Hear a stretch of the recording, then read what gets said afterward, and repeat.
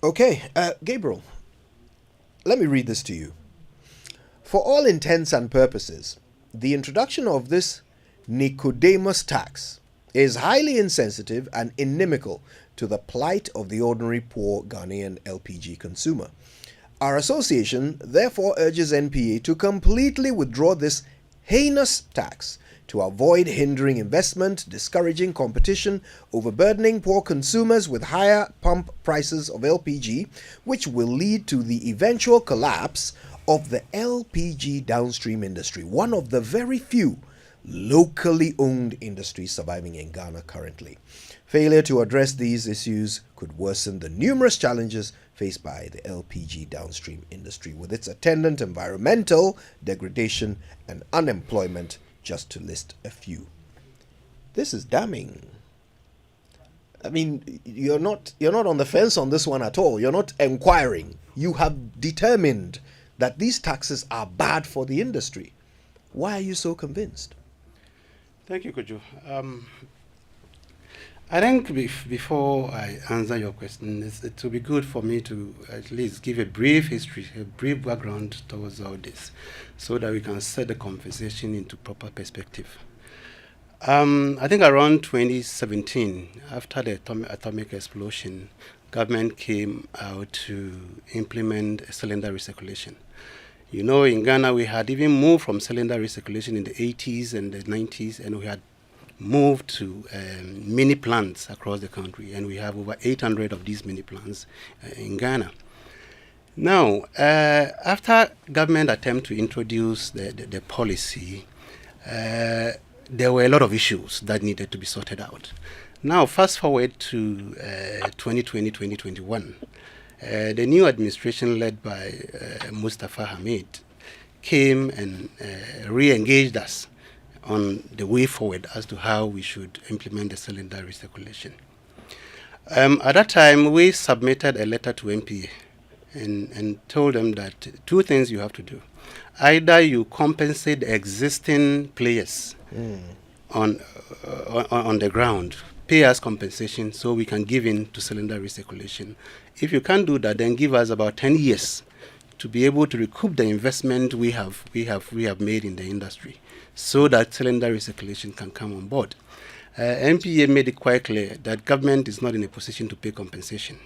So there was a bit of back and forth on the years they are going to give us, back and forth. So they settled on 3 years initially and then moved to 5 years, but we insisted on the 10 years because some of the loans we have taken to build these stations are long-term loans that need a bit of time to be able to recoup. So after some time, MPA came back to say that, okay, they are prepared to roll the policy, the new policy, alongside the existing policy so that the two systems can coexist. So we said, okay, then if that is the case, give us the cylinder recirculation. Let us own it so that we can implement on behalf of government. By that we mean allow us to mount cages in the existing infrastructure that we have so that we give consumers the choice of either buying the full cylinders or coming for the refill. Because we believe that these are two systems. There's one existing, you want to introduce a new one. We at the time felt that what you can do for Ghanaians to switch is just to develop some incentive around the new one that you want to bring. So that if, for instance, consumers know that if I go to the station, the already filled cylinders is costing, let's say, 100 cedis. But if I refill, I'm going to pay 120 cedis. Straight away, the consumer will switch to the new cylinder. And for the operators in the chain, if I sitting in my station, my gas station, knows that if I sell 100 pieces of already filled cylinders, I'm going to get 5,000 as my margin. But I refill that same 100 pieces, I'm going to get 2,000 as my margin. I don't need the MPA to come and tell me to switch to the new one. But the MPA said no.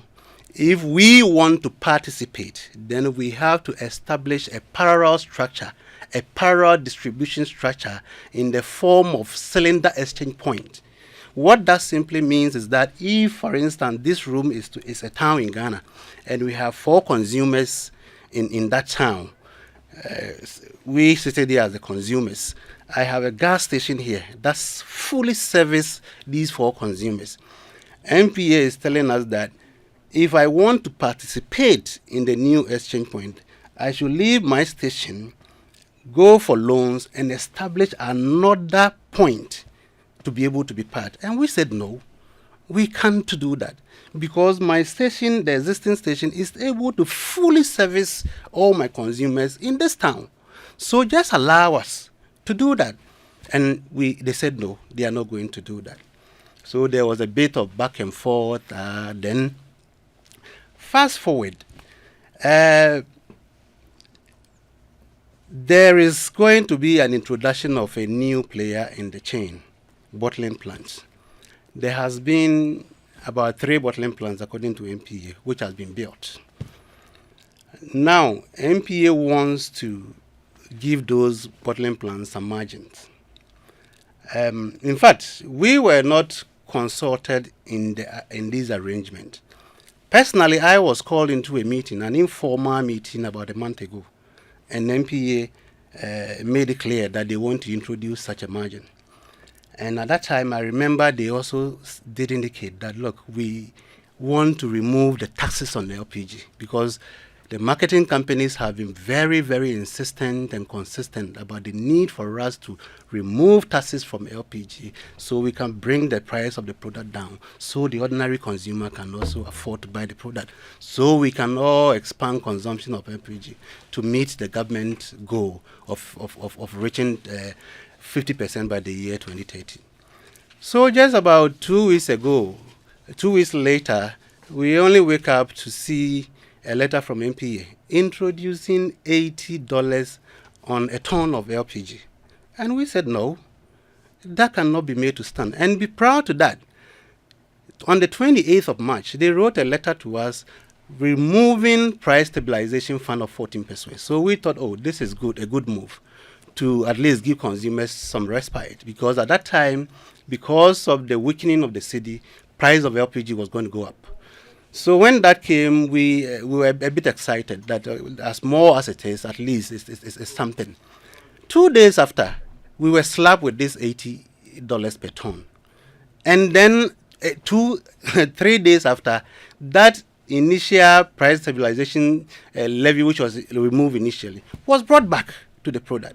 So we said, we were confused. What is happening? So we made some inquiries. Then MPA, in fact, not up until yesterday that I heard Abbass speak to the fact that $80 on a ton is a margin for bottling plants. And I asked myself, why will MPA be the one to create a fund and collect margins for bottling plants? The bottling plants are in place.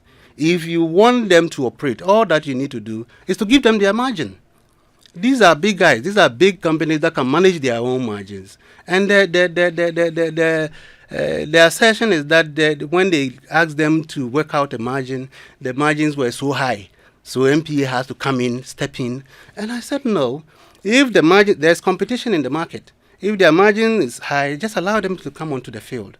Competition will force them to reduce their margin. Leave the thing to market players.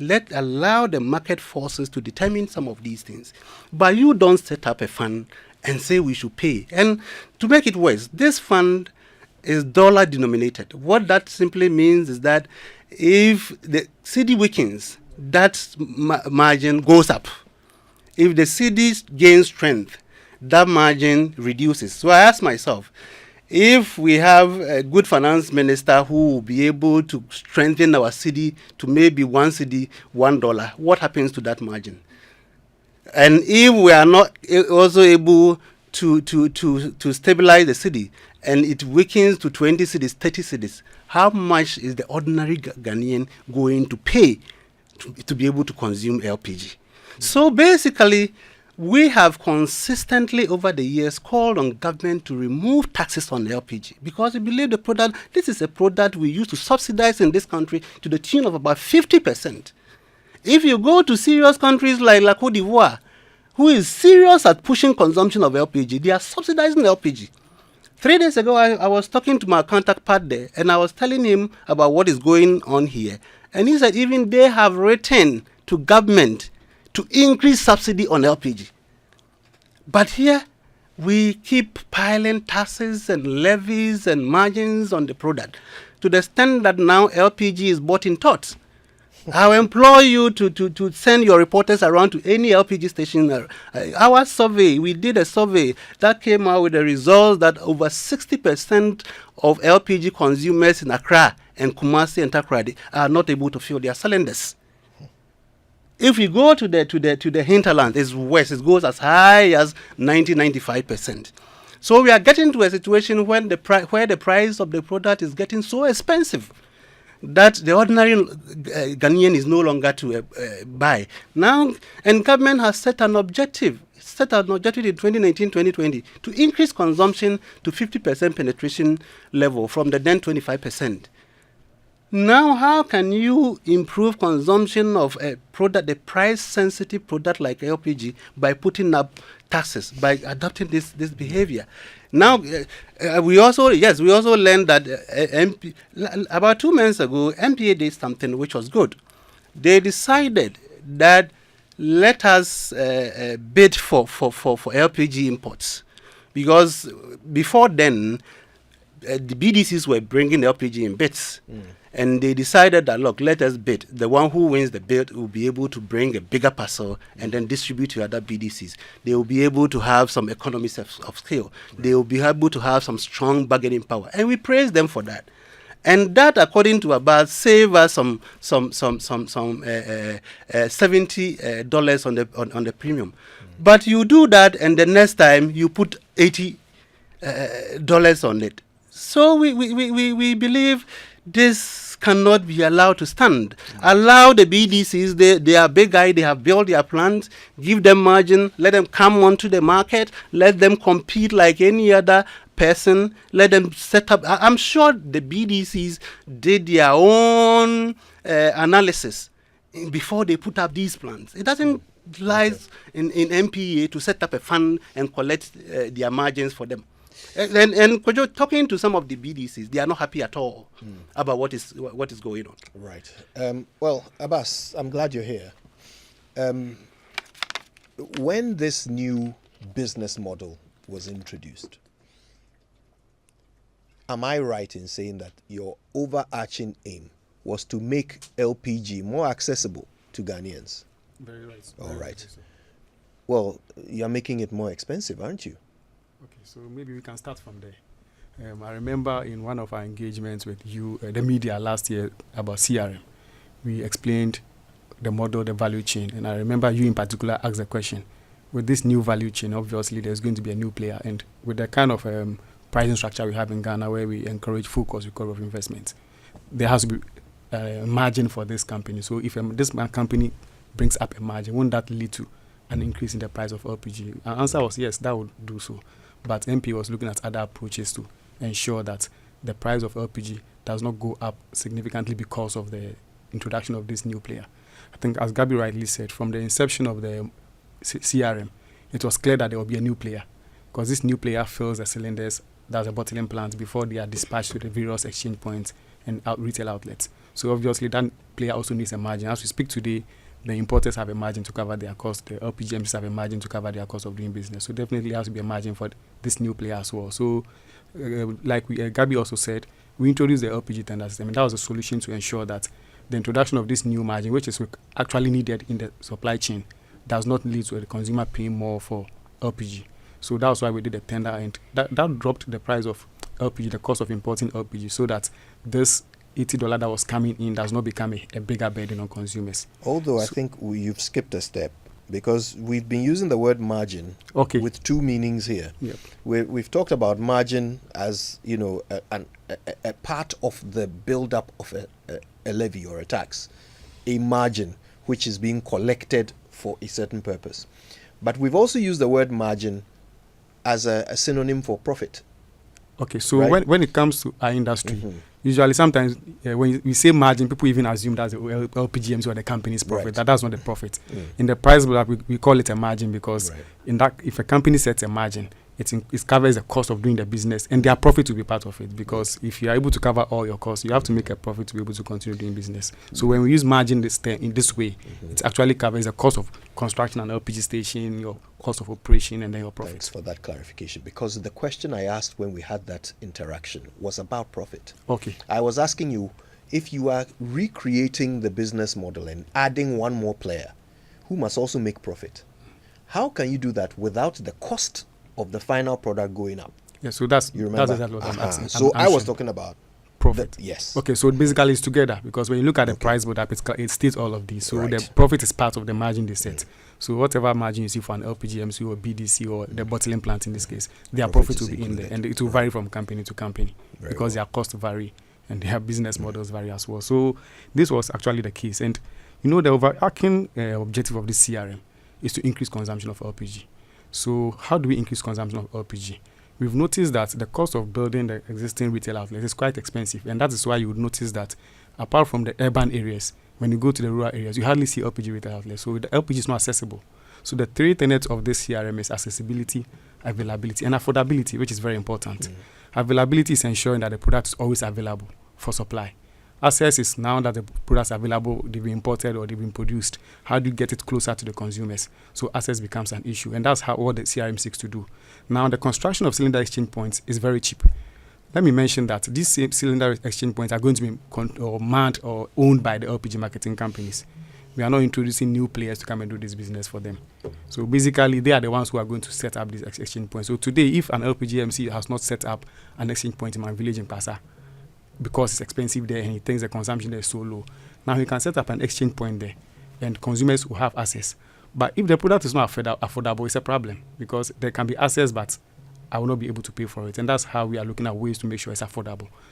Most people don't use LPG because for the rural areas, you have to buy the cylinder and the other accessories. So as part of the CRM policy, cylinder ownership is not by the consumer. So the consumer will not pay for or buy cylinders. You only come, you take the product. When it's done, you come and exchange. So the margin covers the cost of cylinder purchase and cylinder maintenance as well, so that the consumer does not bear that burden. So it's increasing access. So now LPGMCs can go and establish more outlets under their brands to get access to consumers. Affordability, like you said, if you introduce a new margin which includes their profit, it adds up to the cost. So the tender has helped with that. The issue about taxes has always been on the table. You are aware that MPA does not set taxes, MPA does not bring in taxes. Governments do this. So we've made a case to governments on several occasions about how they need to reduce or remove the taxes on LPG. Because like Gabi said, in some countries they subsidize LPG. Ghana has gone away from the tax subsidies since 2015. So we don't subsidize this product. But we can reduce the taxes. But until government responds to this, we continue to make the case that there's a need. And we all know the situation in the country economically. So there's a need to reduce the taxes on LPG. And that's something we continue to make. Even this year, we are still making the case that what can we do so that even if government is going to lose the revenue it's getting on LPG, where can we get it to plug in that? So that is still on the table. But we've used a tender program to bring down the cost. Let me also mention that Gabi's... Wait, so you're saying that there might even be more taxes in the future? No, that's what I'm saying. I'm saying that we are trying to see how government can make revenue from other places so that if it is reducing taxes on LPG to increase the consumption, that can be achieved. Because this policy is to ensure that consumption rises. If consumption rises, it's the LPGMs who are still going to sell this product to consumers and their sales will go up. But in addition to this $80 margin, you are still charging the price stabilization and recovery levy. In fact, you took it away, brought in the $80, and then brought it back. So, but I think it's important to know that these are not new taxes. They've always been there. But you took it away. What we do with the price stabilization and recovery levy since 2017 when it came is that whenever in our projections we see that prices are going up, we always make a request to government that this is a levy you can use to cushion consumers. Okay. So remove it and then let it reduce the burden on consumers, not only on LPG but all petrol and diesel. So we've done this several times over the years. We made a request again to government that this year we've noticed the price on the world market have been going up. Exchange rate is depreciating, which is leading petrol, diesel and LPG to go up here in Ghana. So we made that request. We were given approval to remove it. A few days later, we were asked to restore it. So MP only asked by who? By government, because remember it's a levy. imposed by government. Before we even remove it, we have to seek approval from government that let us remove it.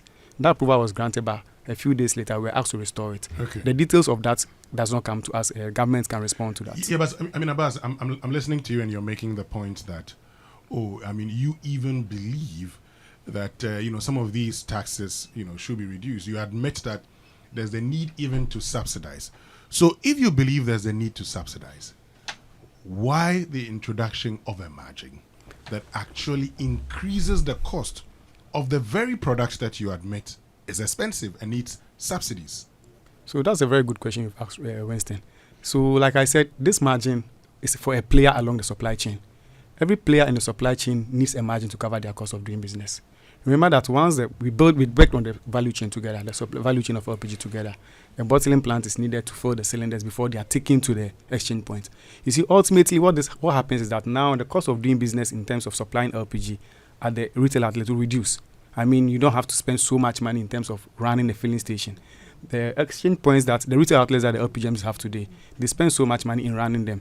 Like I also said, if they have to build new ones in other parts of the country where we don't have many of them, they'll have to spend so much money. That's why actually most of them don't do that. So the cost of establishing these exchange points and the cost of running them is way, way cheaper compared to today. So the margin comes in to ensure that this new player that's added to the value chain, which also needs a margin just like any other player in the value chain, has to be covered so that they can do business. But we didn't leave it there. We have to find ways to ensure that this margin coming on board doesn't make things worse for the consumer. But talking about that margin, 1 minute. So have you considered that if you had allowed the LPG marketers to actually do this, maybe we'll not be having this kind of a conversation that we're having today? Because this margin we're talking about is something, as he talks about, the market would find its own way of dealing with it. So there's some clarity that's needed there. LPGMs are still part of this business. Initially, when the policy was being looked at, the cylinder recirculation model, the ownership of cylinders was supposed to be with the LPGMCs. And Gabi will agree that we were on a committee together, and to ensure that the LPGMCs will be able to cover the cost of cylinder ownership, it was proposed that there should be a cylinder investment margin. He even remembers in, I think, maybe 2018, 2019, this cylinder investment margin was even introduced at a point so that the LPGMCs can use that to purchase cylinders. So you cannot run away from the cost of cylinder ownership. Whether it stays with the LPG marketing company or with the bottling plant, that margin will have to be borne by someone, and it will be passed on to the consumer. So the investment margins at the time and the bottling margins today, share with us the investment margin at the time, and then now we know the margin today. Let's do the analysis and find out which would be better, because at the end of the day, we must find solutions that would help reduce the prices of LPG. I agree with you. So the $80 that we are talking about, $44 is a bottling plant margin, and the $36 is a cylinder investment margin. Thankfully, I think it's good you brought this back. The year we introduced the cylinder investment margin, and it was going to be part of the LPG marketing company's margin, it was around 35 pesos per liter. This $36 per metric ton is around that same figure. You see, I think you mentioned earlier, and Gary made a point earlier, that leave it to the market, the bottling plants themselves to set it, because he agrees that there has to be that margin, but he believes that let's leave it to them. Now, this margin would have been deregulated just like we've deregulated the margins for the marketers as well. But we noticed that when the bottling plants were asked to bring us their margins, what they would have charged to start the policy, they were quite high. And prior to they being asked to bring their margins, the committee had already worked on the model for the margin for the bottling plant. And we felt like allowing them to start this policy with those high margins was going to make things worse for the consumer. So we engaged them and used our model and actually worked on their projections and brought this model down, the cost down from where they were to the $44 and the cylinder margin as well. Now this helps reduce the cost, because if you just allow them to start a new policy like that, it makes the product too expensive. So this capping the margin at $80 for them to start the policy. Along the line, when the policy has settled and LPGMs have been able to engage this, then we can now deregulate and let the market start competition. But to start it with a high margin is a problem. Gabi, I think I have to address a point Gabi also made. Forgive me, just so that we finish with this before we move on. But from your explanation, if you had let them do it, the marketing companies do it, the margin would have been $30-something. It's very similar to what it is today. But because you've introduced a new player, the margin is $80. Again, I think if they were to do it themselves, they would have. If they were to build bottling plants, they would have still charged a bottling plant margin. So it is not new. So I think there needs to be a clarity. The LPG marketing companies play a role. they run exchange points and sell to consumers. So they have a margin for that. Why would they have had to build bottling plants? If you are doing the cylinder recirculation model, the value chain that we worked together with them to draw requires a bottling plant somewhere. That has to automated bottling plant that fills the cylinders remotely before you bring these bottles to the exchange point or the retail outlets for consumers to just do the exchange. So the bottling plant is needed as part of the value chain. So whether the LPG themselves come together to build a bottling plant or a different player builds a bottling plant, it is the same thing. But it's also important to know that the bottling plants have not been built by companies we don't know.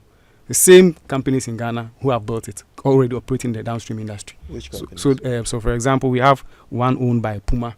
We have one owned by two. Actually, Gore owns two. And then New Gas, one of the oil marketing companies, one of the bulk distribution companies who has established, who has a marketing company, Power Force, the oil marketing company. They built New Gas. So these are still players. And if, for example, the LPG marketing companies or Gabi's company had applied for the license to build a bottling plant, they would have been given the permit to do that. So the bottling plant is a new player. Okay. So whether they build it or not, they will need a margin. But so it doesn't... just 1 minute. So, Gabi, I want your take on this before we go back. So if you were suggesting earlier that you should have, we should have been allowed to play a major role. So if you had done same, we'll be talking about same margins today? I beg to differ. Okay. Because this is an opportunity created by government for players to take advantage. Okay. So if I am an LPG distributor and I do my analysis and I believe that when I build a bottling plant, it can enhance my business, I'll go ahead and do it. That is why I said allow the market to decide some of these things rather than regulatory stuff. Because I'm sure those who have already built a bottling plant, they didn't build a bottling plant with any margin.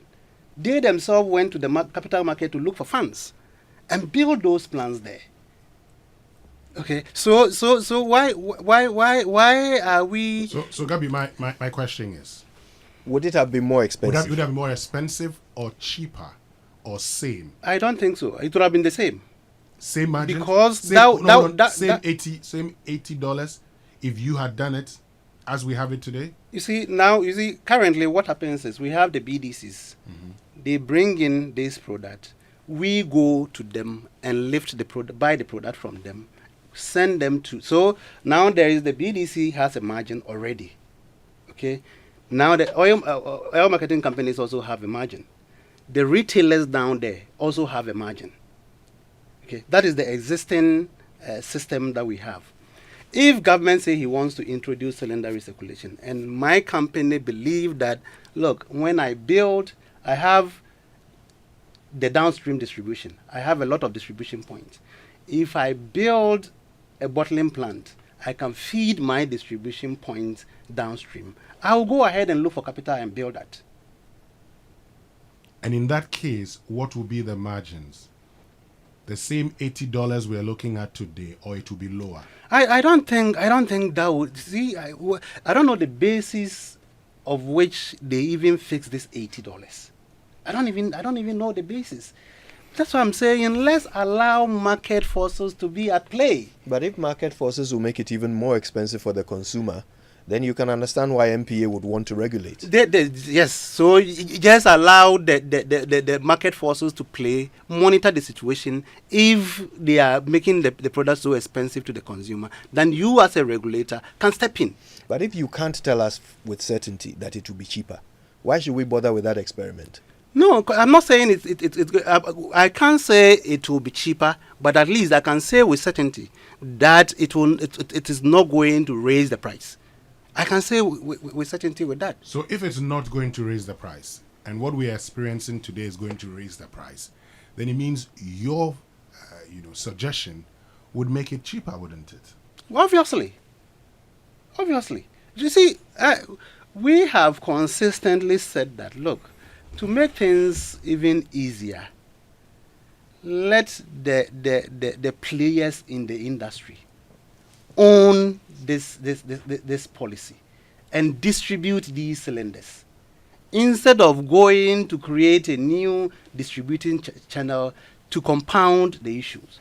And they have stated that, look, if you want to be even a distributor of these cylinders, you can't even distribute it at the existing outlets that you have.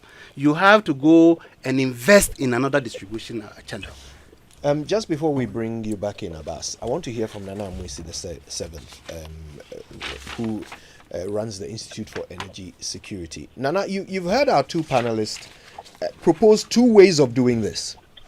From where you sit as an analyst, tell us which of these two options will make LPG more affordable, available, and accessible to the Ghanaian consumer.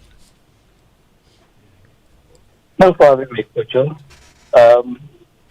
Already, we have a system that have ensured over the last 10 years that LPG is available.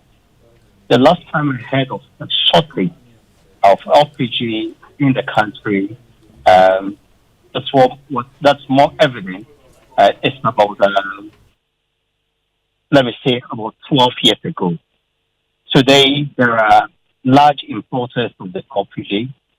Infrastructure has improved beyond some oil refinery tankage and pipelines.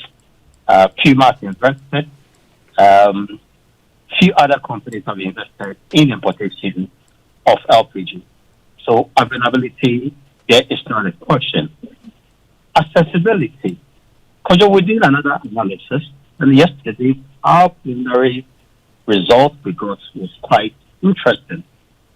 That between the year 2011 and up to, let's say, 2023, while LPG outlets were growing, consumption was also growing at a very significant rate.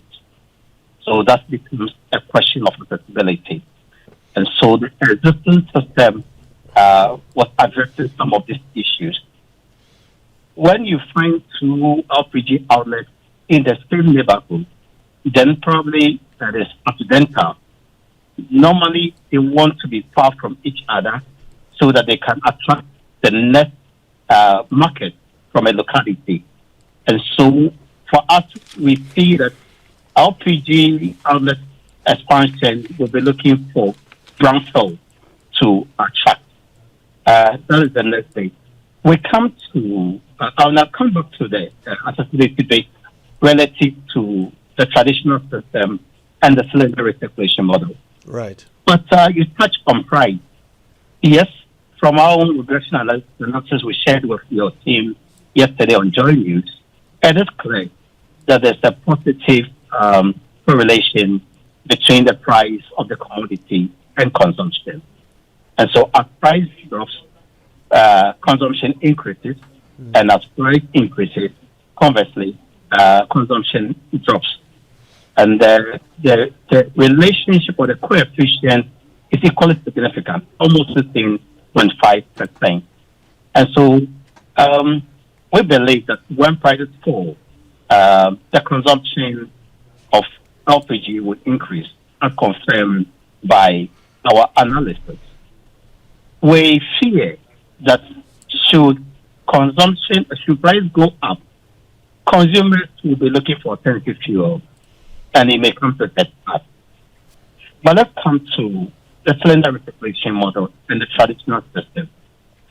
Kojo, I fear for even the investors of this new bottling plants, because the investment is huge and it's taken to bring LPG to us in a bottle form.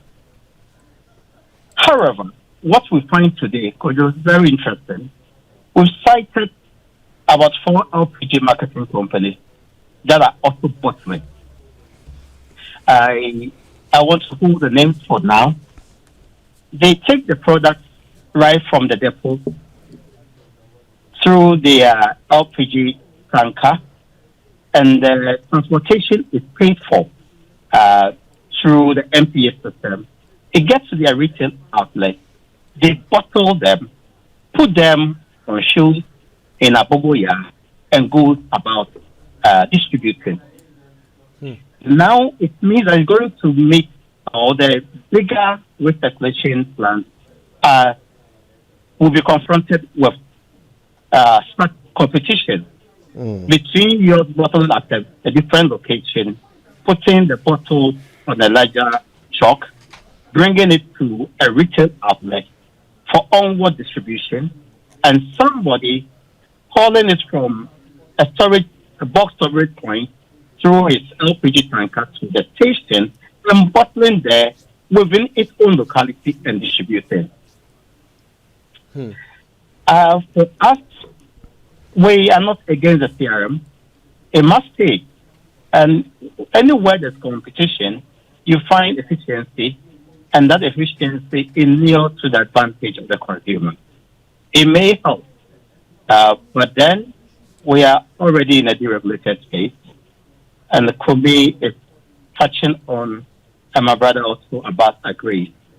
Market forces must dictate where we go, and competition must be allowed.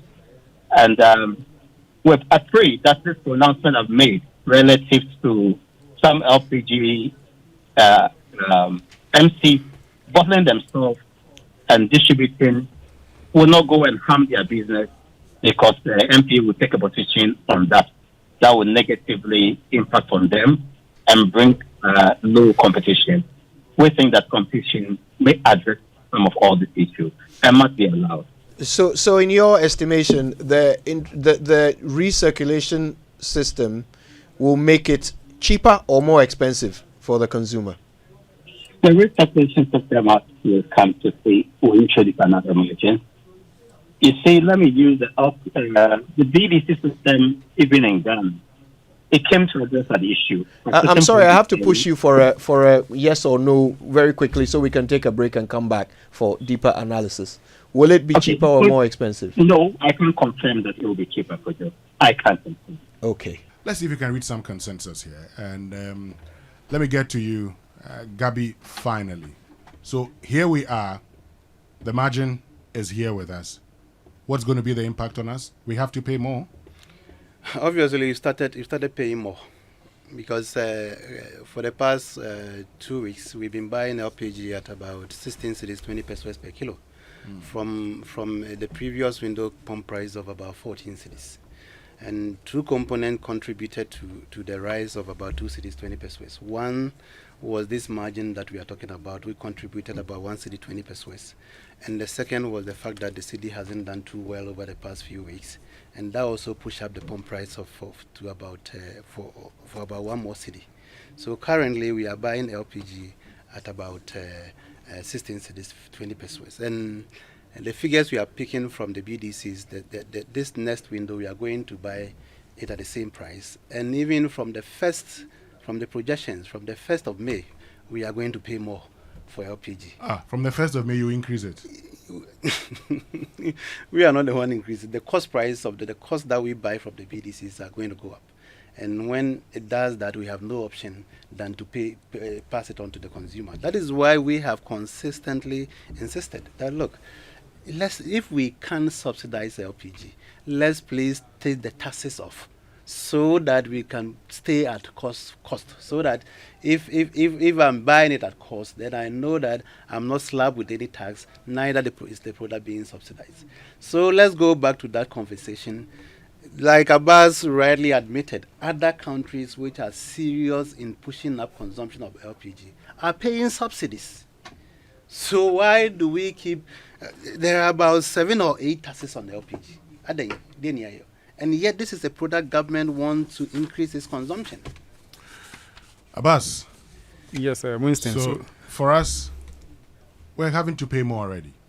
230 for 14 kilogram cylinder. That's not affordable.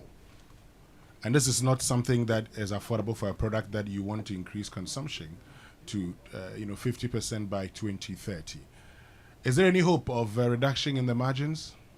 So I don't know if you are talking about the taxes here or the margins, but even the margin that so the margins, just like he said, I think, like I've already explained, the margins apart from the bottling plant margin, which we have capped because what would have come to start the CRM would have been higher than what we have today.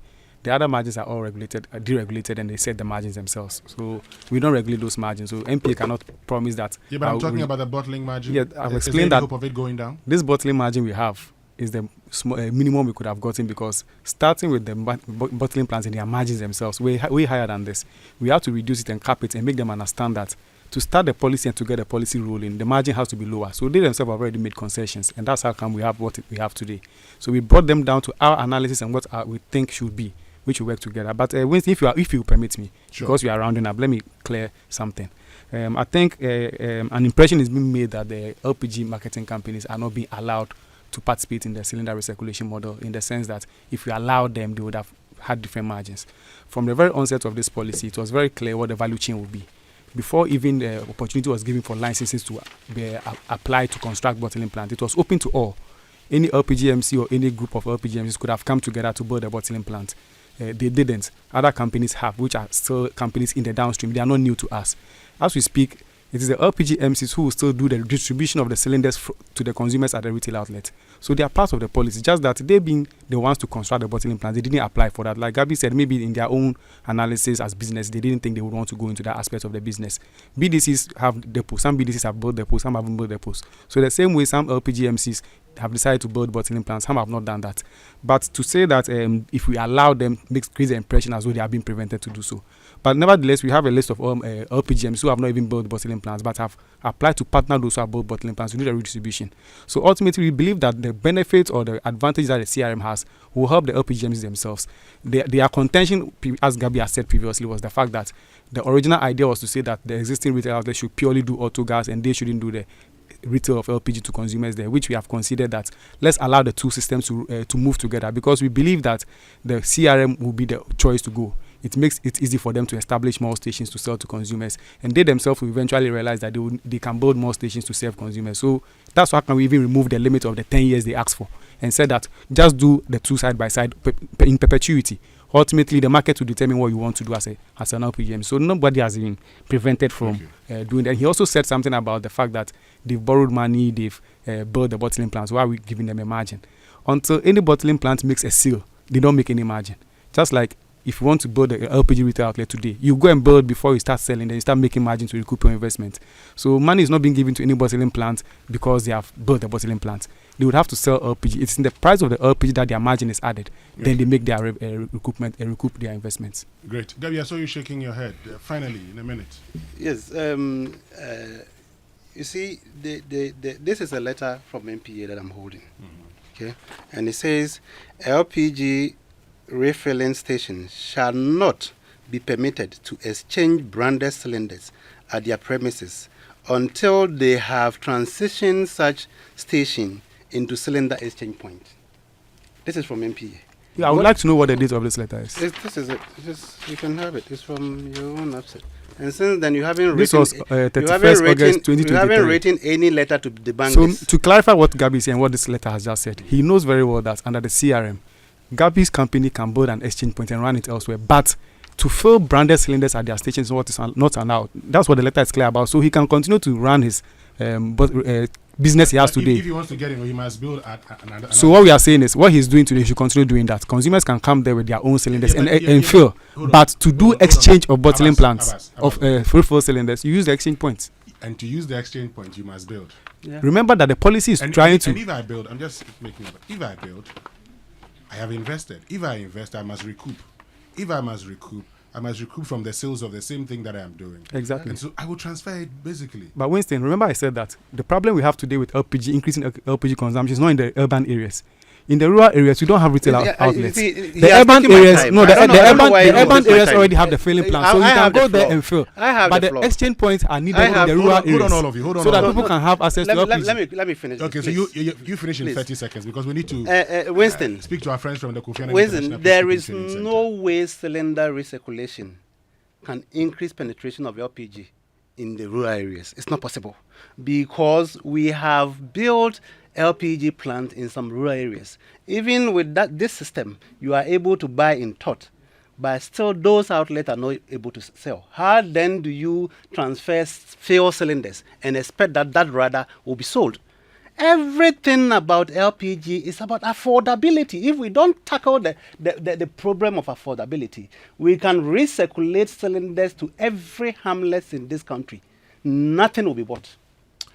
Thank you very much, Gabriel Kumi, who is Vice Chairman of the Association of LPG Marketing Companies. And thank you also, Abbass Tasunti of the National Petroleum Authority. This is not the end of the conversation. We definitely will continue. Earlier, also, you heard from Amoasi VIII, who is the Executive Director of the Institute for Energy Security.